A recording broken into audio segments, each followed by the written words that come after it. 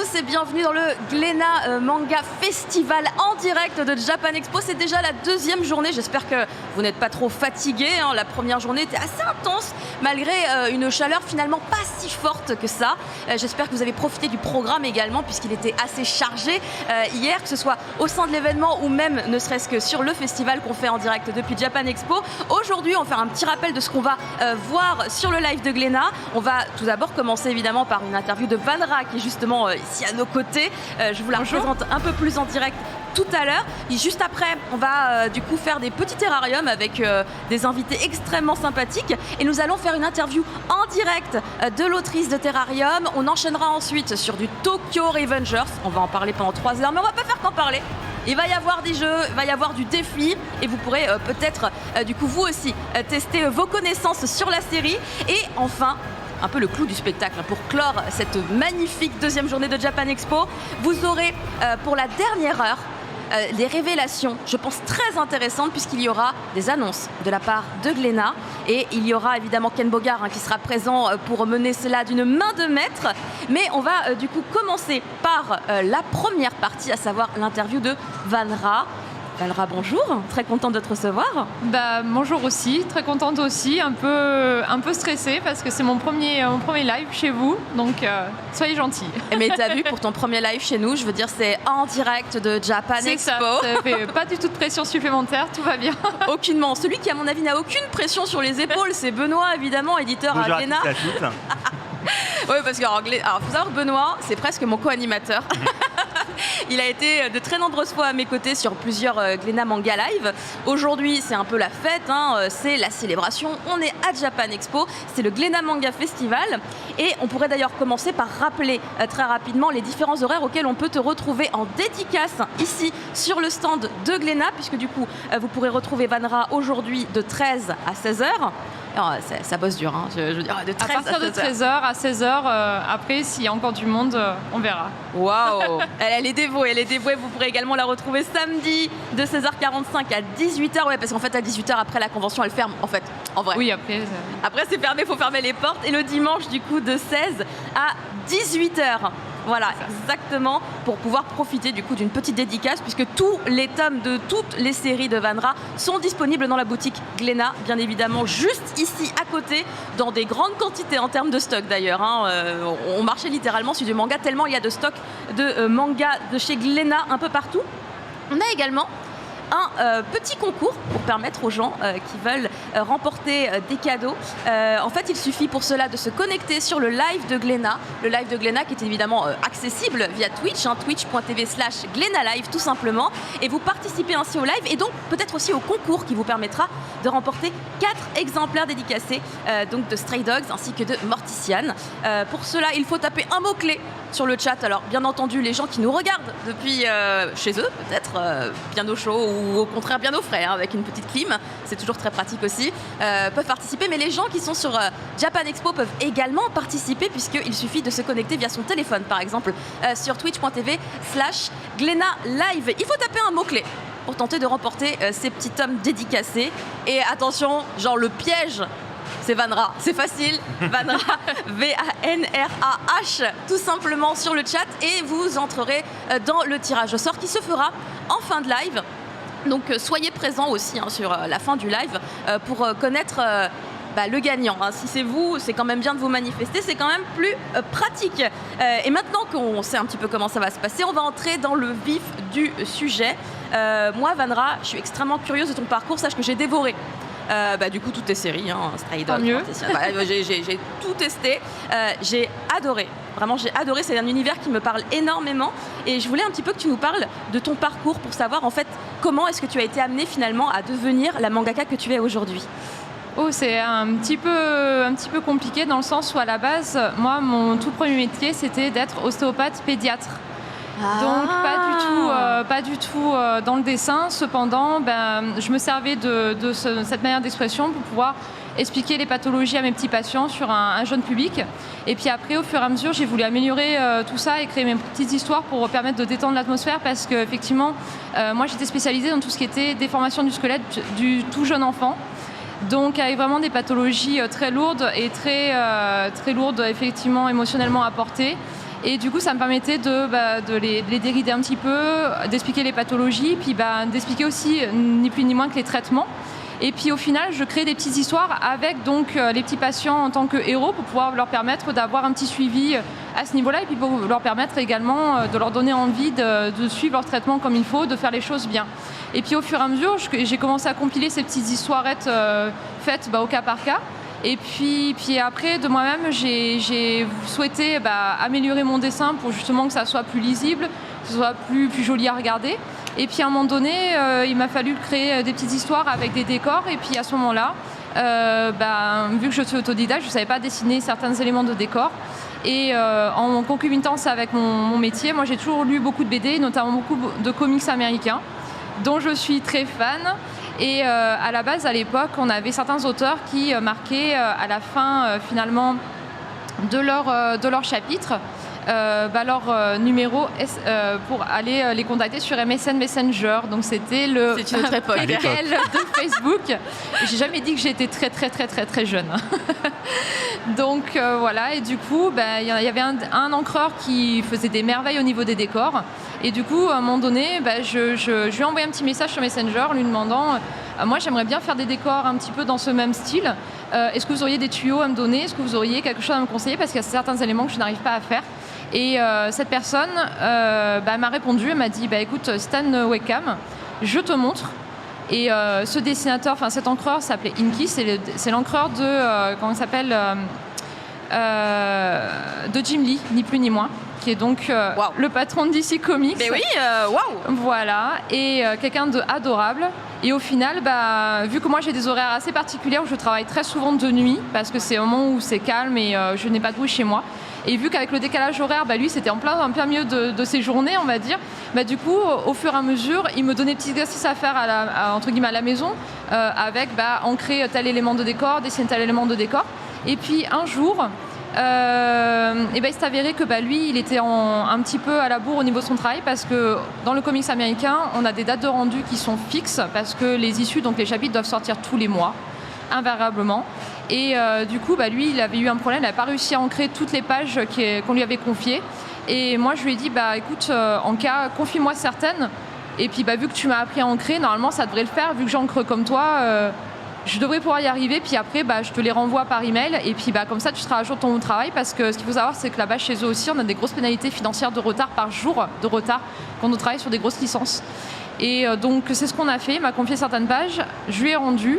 Mais lui, il a eu la gentillesse de préciser à son éditeur que c'était pas lui qui avait fait l'intégralité du travail, qu'il avait eu également un assistant qui l'avait aidé.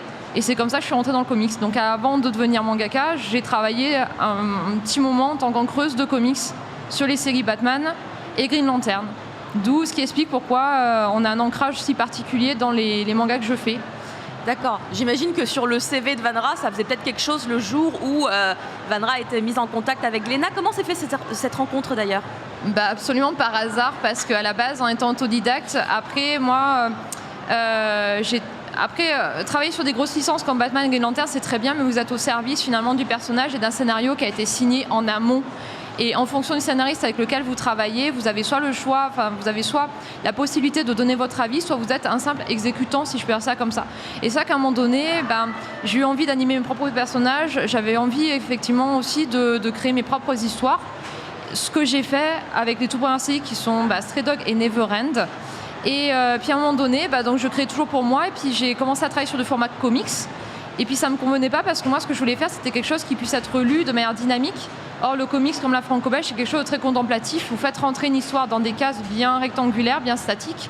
Et par exemple, une double page vous permet de raconter tout 10 minutes de scène de combat. Alors que moi, je voulais vraiment qu'on puisse suivre le mouvement de chacun des personnages et ensuite pendant la scène de combat en elle-même.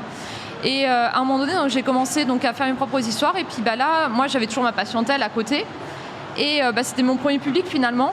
Et ils m'ont dit, mais pourquoi vous ne présentez pas un éditeur ? Alors après, j'ai commencé effectivement à soumettre à tous les éditeurs existants au départ, dont Glénat. J'ai un peu envie de dire, un petit peu crûment, que c'était plus pour qu'on me laisse tranquille au niveau personnel, parce que il y en avait beaucoup qui me disaient, alors ça y est, vous avez envoyé votre dossier ? Et pour leur dire, à un moment donné, oui, c'est bon, c'est fait. Et puis moi, dans l'idée, c'était, oui, tu vois, on m'a répondu non, c'est normal. Voilà, donc point barre, on m'embête plus à ce sujet-là. Et puis au final, effectivement, on m'a répondu non de partout quand on me répondait, parce qu'il y en a beaucoup qui m'ont pas répondu du tout.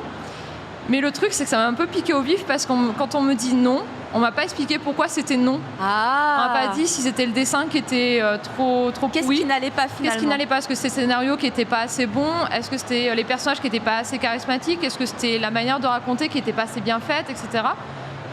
Et puis à ce moment-là, donc ce que j'ai fait, c'est que je suis réallée voir sur comment ça s'appelle, les éditeurs américains qui m'ont dit écoute, nous on fait que du comics. Par contre, si tu veux le format que tu veux faire avec donc une BD dynamique, ce sera plutôt du manga, nous on n'en édite pas. Par contre, tu peux la proposer en tant que webcomics sur certains éditeurs qui permettent justement de faire ce qu'on appelait avant les plateformes de participation. Financement participatif. Voilà, de financement participatif. Mais surtout au niveau audience, c'est-à-dire que au-delà du crowdfunding, c'était surtout des projets sur lesquels les éditeurs n'auraient pas forcément misé de base parce que chaque éditeur a sa sensibilité aussi, c'est un lecteur en lui-même. Donc ce qui va plaire à un éditeur, c'est pas forcément ce qui va plaire à un autre éditeur et ainsi de suite. Au contraire, ce qui va déplaire à un éditeur, c'est pas forcément ce qui va déplaire à tout le monde. Et au final, c'est les éditeurs qui permettaient aux auteurs indés, donc indépendants, de poster en ligne les premiers chapitres de leur histoire, soumis au vote du public. Et si jamais l'histoire sur laquelle ils n'auraient pas misé avait une bonne audience, ils revoyaient leur copie et ils permettaient après à l'auteur de rentrer dans leur écurie. C'est ce qui s'est passé. Moi, j'ai proposé en ligne du coup Neverend et Stray Dog. Ouais. Et Stray Dog, au bout de 3 mois, avait 1 million de lectures jour. Et ce, pendant 2 ans. Ça a été meilleur comics américain pendant de 2013 à 2015. Et après, du coup, ça a été... moi, j'ai rencontré Stéphane Ferrand, qui était mon ancien directeur éditorial manga, sur un salon, puisque à la base... moi j'exposais en tant qu'amateur en présentant mes illustrations puis en présentant à compte d'auteur toujours Stray Dog, et à ce moment-là du coup il y a eu Izu qui est venu me voir, qui est mon co-scénariste sur Ayakashi, tout à fait. et qui lui du coup il a eu un coup de cœur sur mes dessins. Il m'a dit mais t'es déjà édité à ce niveau-là? Je dis non, je cherche, je lui ai expliqué mon parcours. Il me dit ok, écoute, il y a Stéphane Ferrand qui est dans les parages, si tu veux je te présente. Et le truc, pour anecdote, c'était en convention, c'est ça? Voilà, c'était en convention. Ah là là, ok. Et le truc étant, c'est que quand je l'ai rencontré, je lui ai montré un petit peu ce que je faisais. Et lui m'a dit, mais tu sais que nous, chez Glénat, c'est bien sympathique ce que tu fais, mais nous, chez Glénat, on ne fait pas de plagiat chez nous. Hein. On fait que de l'original. Et alors moi, grosse panique, parce que je dis, en quoi c'est plagié, puisque je bossais mes planches toute seule, je faisais mes dessins toute seule, mes personnages, je les avais créés. Et en fait, pour l'anecdote, c'est parce que lui, il lisait Stray Dog en ligne sur mon site de l'éditeur. Et du coup, je dis, mais c'est normal, c'est moi, Vanra. Et en fait, il ne croyait pas parce qu'il pensait que j'étais. Voilà. Tu t'auto-plagies toute seule, Vanra. Mais il pensait que Vanra, c'était un auteur donc américain et masculin. Ah, mais non. Voilà. Sérieusement? Incroyable. Voilà. Et du coup, elle m'a dit, pourquoi tu ne nous as pas présenté chez Glénat? Et je dis, si, je l'ai présenté chez Glénat, sauf que moi, comme tout bon particulier qui n'a pas fait d'école d'art ou quoi que ce soit, j'ai pas le carnet d'adresse, j'ai envoyé à Glénat Édition, mais sans mettre à l'adresse 2. Donc en fait, on a retrouvé les dossiers envoyés, parce que j'en ai envoyé un par an pendant 5 ans. Mais après... Comme quoi, mine de rien, il ne faut jamais lâcher. Hein. Non, c'est exactement ce que je conseille. La persévérance. Quel conseil vous donneriez à quelqu'un qui voudrait débuter? Je fais surtout, n'abandonne pas. Parce que c'est pas forcément le plus doué qui va percer, c'est celui qui est le plus... Persévérant. Il y a aussi une question de temporalité, c'est-à-dire oui, bien sûr. Justement, Stray Dog, lorsque Stéphane est entré en contact avec Vanra, on était justement en recherche de développer un catalogue avec du manga de création. Faut savoir que, bien évidemment, du manga de création, il en existe depuis très longtemps, mais au préalable, on va dire, le manga de création pâtissait un peu d'une sorte de comparaison avec le manga d'origine, le manga japonais. Et nous, notre point de vue était, on ne veut pas proposer du manga de création juste parce que c'est du manga de création, il faut que la qualité soit au rendez-vous. Et c'est vrai qu'avec Stray Dog et le trait particulier de Vanra,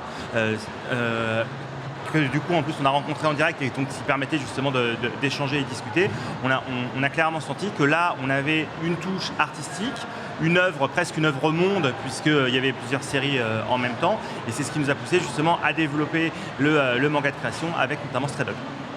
Eh ben, vous avez fait un très très bon choix. On peut d'ailleurs commencer peut-être à parler un petit peu de l'univers de Stray Dog, puisque c'est une des choses évidemment qui m'a le plus plu, un univers un peu fantastique, avec des licans J'aime bien quand il y a des licans. C'est un univers qui me plaît énormément. Est-ce que tu as eu, du coup, un titre créé depuis très longtemps, quelles étaient à cette époque tes inspirations pour créer cet univers-là avec ce type de protagoniste? Parce qu'il y a un perso, il me rappelle, il y a une nostalgie, tu vois. Il y en a un, il me rappelle quand même vachement Squall dans Final Fantasy VIII. Tu vois, c'est un petit truc où je me dis, ah, ce perso me plaît à cause de ce souvenir que j'ai personnellement. Alors à la base, moi, quelle que soit la série concernée, je ne crée pas un univers comme ça, c'est-à-dire moi je marche, je dis toujours l'image d'un escargot, c'est-à-dire qu'à la base, je me dis j'aimerais bien créer une histoire mais qui pourrait traiter tel ou tel thème. Pour Stray Dogs, ça a été le thème de la mort, du deuil, de la rédemption, mais également de la différence, de l'indifférence, du racisme aussi qui est dénoncé dedans. Oui, avec voilà. Justement effectivement cette ségrégation entre deux races complètement différentes mais qui finalement se ressemblent sur énormément de points. Et ce sont les thèmes que je voulais donc à la fois montrer, à la fois dénoncer et à la fois sur lesquels je voulais faire réagir les lecteurs. À partir de là, je me suis dit, ok, j'ai mes thèmes, maintenant il faut que je trouve des personnages qui pourront symboliser, personnifier, également porter ces thèmes-là. Pour le thème de la mort, par exemple, c'est le meilleur exemple que je puisse prendre parce que le thème de la mort, c'est le thème qui est porté principalement par le héros, Toru. Et je me suis dit, comment est-ce que je pourrais en faire une image, à quoi il pourrait ressembler ? Donc pour moi, l'allégorie de la mort, c'est donc le fameux squelette avec donc, le drap noir autour et qui est hautement mortel comme son nom l'indique. Et du coup, j'en ai fait un personnage qui a la peau excessivement blanche, très pâle, pour ressembler donc aux os de l'allégorie de la mort, avec des cheveux très noirs, avec un caractère aussi un peu taciturne et réservé, et avec des yeux rouges qui symbolisent donc le côté maléfique de la chose. Et c'est donc un personnage qui est excessivement létal aussi en lui-même. Voilà, en fait c'est comme ça que je crée mes histoires. Ensuite par rapport à ce personnage-là, je me suis dit, ok, il ne pourra pas évoluer tout seul, il faut qu'il y ait un autre personnage qui le mette en valeur, également qui puisse s'opposer directement à lui, mais qui puisse également l'épauler dans les cas de besoin. Voilà. Donc ensuite j'ai créé le personnage à la fois de Senri et à la fois le personnage d'Aki qui prend sa relève ensuite au fil des tomes. Donc je me suis dit à quoi ce personnage-là pourrait ressembler encore une fois. Donc Senri c'est un personnage qui est très lumineux, donc on a des cheveux donc très clairs. On a également une manière de réagir qui est assez, qui est assez effervescente. Désinvolte presque voilà, aussi des fois. Qui est effervescente dans le sens où il y a plein de choses à faire, il n'est jamais découragé. Voilà tout le contraire de Toru qui broie vraiment, sans jeu de mots, beaucoup de noir parce que par rapport à son passé, par rapport également à son histoire personnelle. Et ensuite, une fois que j'ai créé ma sphère de personnages principaux, je crée la sphère des personnages qui sont autour, qui toujours pareil, vont pouvoir s'opposer aux personnages principaux, qui vont pouvoir opposer aussi une autre vision des mêmes thèmes par rapport à ces personnages, qui pourront donc également les épauler, les aider, mais aussi apporter une autre vision, encore une fois, des événements qui pourraient se passer. Donc là, j'ai créé le cercle donc, de Taro, également le personnage de Miru, Hiru également, enfin tous ces personnages-là qui interviennent, qui sont à la fois des personnages principaux, mais des personnages un petit peu plus en retrait que le duo Toru et Aki, la fille de Senri. Et ensuite, à partir de là, j'ai créé les personnages qui allaient vraiment être secondaires. Ensuite, je me suis dit dans quel univers ils pourraient évoluer. Donc là, je me suis dit, ok, ça devrait être plus sympa de les faire évoluer dans un univers qui serait certes très actuel, mais avec des petites connotations donc fantastiques parce que, encore une fois, vu que les personnages devaient symboliser les thèmes qu'ils devaient porter, Toru, lui, j'en ai fait un lican parce qu'il porte à la fois la bestialité de ses actes et également sa conscience humaine. Et pour moi, la meilleure manière de... simplement préciser ce que sont les licans pour les personnes qui ne connaissent pas. C'est vrai que nous, on aime bien les licans. Alors du coup, c'est vrai qu'on sait... Alors, est-ce qu'on... T'as une meilleure définition que moi? Parce que moi, c'est genre, ça s'apparente un peu au thème du loup, mais c'est pas tout à fait un loup-garou. C'est un peu différent. Non, un lican, en fait, c'est comparé au loup-garou, si on veut être très puriste. C'est, comment ça s'appelle, donc, un hybride entre un humain et un loup. Donc un humain qui peut prendre forme de loup ou au contraire un loup qui peut prendre forme humaine mais qui dans tous les cas garde sa conscience. Ça c'est le personnage de Hiru, voilà. Et voilà, contrairement au loup-garou qui lui quand il se transforme, on a toute la partie bestiale qui prend le dessus avec la conscience humaine qui ne s'éveille qu'une fois que la pleine lune est passée. Le lican lui peut se transformer quand il veut, quand il le souhaite, en changeant d'apparence à ce niveau-là. C'est la différence. Moi, ce qui m'intéressait, c'est d'avoir toujours cette pleine conscience à chaque instant au niveau du personnage, qu'on ne puisse pas l'excuser d'avoir fait tel ou tel acte, justement, qu'il puisse devoir endosser la responsabilité de ce qu'il commet, de ce qu'il fait, ou des actions qu'il va t'amener donc à commettre durant la série. Voilà, à partir de là, une fois que j'ai créé tout ça, je me suis dit, voilà, il me faut un monde actuel, avec des touches de fantastique aussi. C'est pour ça que Ishtar étant une ville où on retrouve le paiement en dollars, on retrouve également tous les éléments de notre vie quotidienne. Oui. Donc ça permet aussi une immersion totale du lecteur à l'intérieur, puisqu'il n'y a aucun dépaysement. Tous les bâtiments qui sont mis en tant que décor dans Stray Dog ou dans Mortician, quand on est le préquel, sont des éléments de décor existants. On retrouve par exemple dans Thomas la gare de Lyon, les fondations et les arches de la gare de Lyon. On a l'horloge astronomique donc de Prague aussi dedans. Certes, je retravaille un petit peu à ma sauce, en sauce steampunk, donc les décors, mais ce sont à chaque fois des bâtiments qui sont existants. Les plans de vue de la ville, on a à un moment donné le plan de vue à partir du beffroi, donc de Notre-Dame. Donc tout ça, ces éléments qui permettent d'ancrer réellement l'histoire dans quelque chose de très réel, avec des personnages qui finalement, par rapport auxquels le lecteur pourra bien s'identifier, et donc vis-à-vis et par l'intermédiaire desquels il pourra se questionner sur les thèmes que je voulais donc mettre en scène. Et donc l'univers après, je l'ai créé par rapport à ça, en me disant qu'est-ce que je pourrais rajouter pour, toujours pareil, faire quelque chose de plus réel. Après, moi mon créneau, comme je suis vraiment fan d'histoire et de folklore de manière générale, souvent je mets des références aux mythes et légendes, puisque encore une fois les mythes et légendes viennent de la vie réelle, sont basés sur des faits réels. Oui. Et moi j'en apporte finalement une explication du coup qui permet de remonter à l'origine du conte ou du mythe. Et c'est vrai que pour Stray Dog, je choisis le mythe de la bête du Gévaudan parce que ça me permettait aussi de vraiment calquer au personnage avec ce côté bestial. Et c'est la France. Parce que, disons que c'est surtout, comparé aux autres énigmes judiciaires, c'est quelque chose qui s'est passé vraiment pas très loin de chez nous. Donc encore une fois, cette volonté de mettre quelque chose vraiment de très réel, de très concret vis-à-vis du lecteur. Et puis c'est quand même quelque chose dont on n'a jamais trouvé l'explication. Et puis c'est surtout, moi, ce qui m'a interpellée, c'est qu'on n'a jamais vraiment cherché. À toute proportion gardée, Jacques Léventreur, on a eu énormément de thèses, d'hypothèses, de recherches, de ci, de ça, alors qu'il y a eu, entre guillemets, très gros guillemets, que 5 victimes. Là, au niveau de la bête du Gévaudan, on a plus de 300 victimes recensées, c'est-à-dire qu'il y en a plus. On a encore tous les stigmates de l'attaque de la bête quand on va en Lozère. À Marvejols, on a encore tout ça. On a les statues à l'effigie donc de la bête. On a également les monuments morts qui recensent tous les morts, etc., qui ont été toutes les victimes de la bête. On a le nom des victimes, etc. Et les attaques, la date des attaques et comment s'est passée la description de la bête dans les registres consultables au niveau des mairies. C'est très, très concret.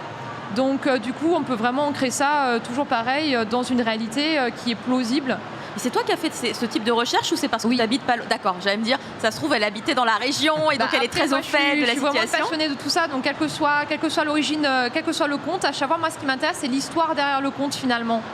Par exemple, quand là, on a une autre série qui va arriver, c'est Neverend, où là, vraiment, ça traite aussi de beaucoup plus de contes, mais ça traite surtout de l'origine de ces contes-là. Ça met en scène vraiment des indices qui permettent de remonter à tout ça. Par exemple, on a un personnage dedans qui intervient qui s'appelle Charles Dodgson. Charles Dodgson, c'est ni plus ni moins que Lewis Carroll, son vrai nom civil.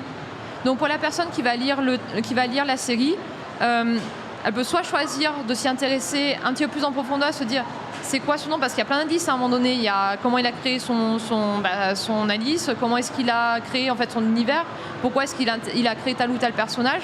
Ceci dit, pour la personne qui va lire vraiment en premier plan, il aura un personnage qui s'appellera Charles Dodgson jusqu'à un moment donné qui sache que oui, c'était vraiment Lewis Carroll. C'est bien ficelé tout ça, mine de rien. Ça me permet vraiment de faire partager finalement ma passion, parce que j'adore en fait tout ça, ce qui est l'envers du décor. Et finalement, ma deuxième passion qui est de raconter des histoires et justement de faire réfléchir, de partager par l'intermédiaire de mes BD des sujets qui m'intéressent également à ce niveau-là, puisque pour moi c'est un vecteur. J'avais senti qu'il y avait aussi un fort lien avec la médecine, mais tu as expliqué effectivement tout à l'heure que tu étais plutôt ostéopathe, parce qu'en fait quand on lit dans un manga quelqu'un genre qui s'est brisé l'intégralité de la colonne vertébrale et qu'après en fait on peut compter chaque petit os, tu vois, partout, tu dis oui, alors pour connaître tous les os du corps comme ça, si c'est pas de la passion ou des connaissances parce qu'on a étudié, je ne sais pas. Après peut-être qu'il y a des gens qui ont vraiment des passions, c'est des hobbies. Je connais tous les os du corps. Non, là c'est vraiment mon vrai métier, encore aujourd'hui. Ouais. Et du coup, j'ai une autre question. Donc là, on a eu Stray Dogs, donc qui était évidemment la première œuvre qui est parue chez Glénat de toi, Vanra. Mais alors très rapidement, mine de rien, on a eu un spin-off. On a eu Mortician. C'était genre déjà prévu ou en fait c'était déjà acté que ça sortirait? À la base, moi quand j'ai proposé le projet Stray Dog, ça faisait partie d'un univers intégral avec plusieurs séries qui faisaient partie du même univers. À savoir, du coup, Mortician qui racontait l'histoire de certains personnages qui sont dans Stray Dog, soit disparus, soit qui ont évolué par rapport à ça. Et puis, donc il y avait Stray Dog qui se passait 10 ans après, mais il y avait aussi la série Neverend qui se passe avant, qui donne l'origine de cette césure entre le monde des humains et le monde des Karats, et également l'origine finalement de la ville dans laquelle se passent après tous les événements à la fois de Mortician et de Stray Dog. En fait, c'était totalement, finalement, une même histoire, le timeline était juste différent.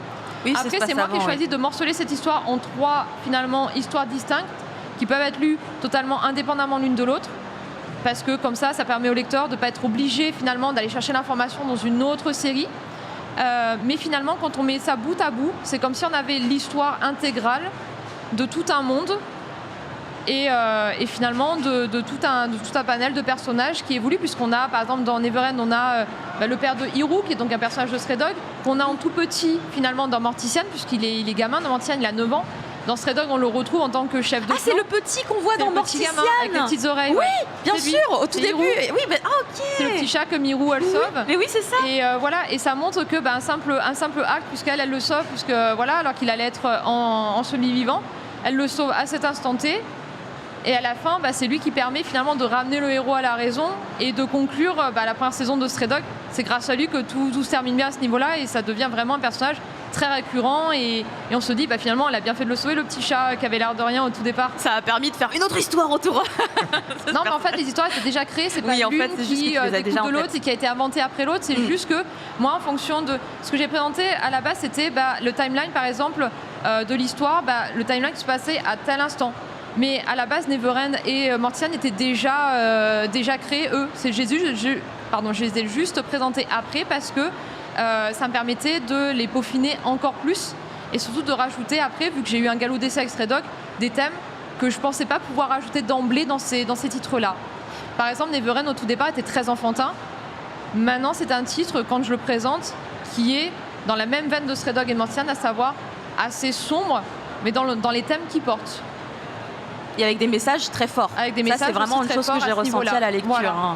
Il y a des messages, comme tu expliquais, il y a beaucoup de thèmes qui sont très forts et qui peuvent parler à tout le monde, puisque ça s'ancre totalement dans nos réalités, juste avec un univers fantastique. Aujourd'hui, c'est toujours encore plus d'actualité au fur et à mesure de ce qu'on voit. Totalement d'actualité. Moi, j'ai créé ces séries-là il y a plus de 15 ans maintenant, puisque par exemple, j'en étais venue à faire à un moment donné, parce qu'il y a Hiro qui porte à un moment donné le t-shirt de l'Académie du Bird. Oui. Et du coup, j'ai mis Established, donc ça a été créé en 2009 pour Stray Dog, en sachant que déjà l'univers était déjà créé quelques années avant, donc ça fait vraiment un bon petit bout de temps que je travaille dessus, et voilà, donc du coup rien n'est fait au hasard dedans. En plus, il y a plusieurs niveaux de lecture, parce qu'il y a des éléments que je mets au fil des pages qui expliquent ou qui vont avoir leur importance ensuite dans la suite du tome. Donc c'est vraiment quelque chose qui n'est pas fait de page en page, c'est quelque chose qui est fait vraiment depuis très longtemps.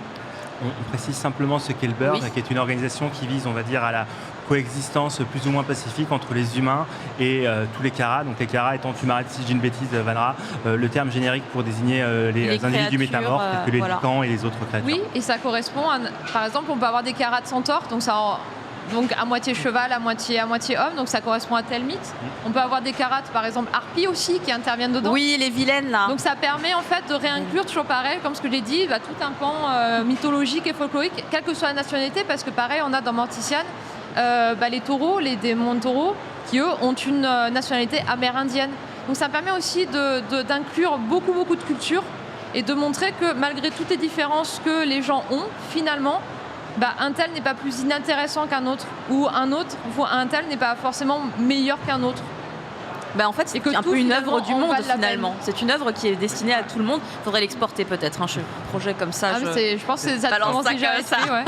C'est peut-être d'ailleurs un projet futur à venir. Vu qu'on a bientôt terminé cette partie du live, je rappelle aux gens qui nous suivent, qui veulent peut-être remporter un tome dédicacé de Vanra. Je rappelle, il y a Stray Dogs et Mortician.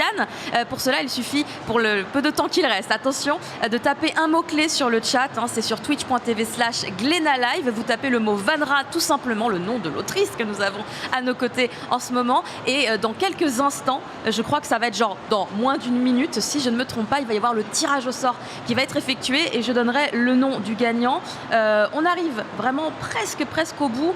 Petit rappel des séances de dédicace de Vanra, parce que c'est important. Sauf si évidemment vous gagnez le dédicacé. Mais après, c'est toujours sympa de venir papoter un petit peu avec Vanra. En plus, elle est vraiment dévouée.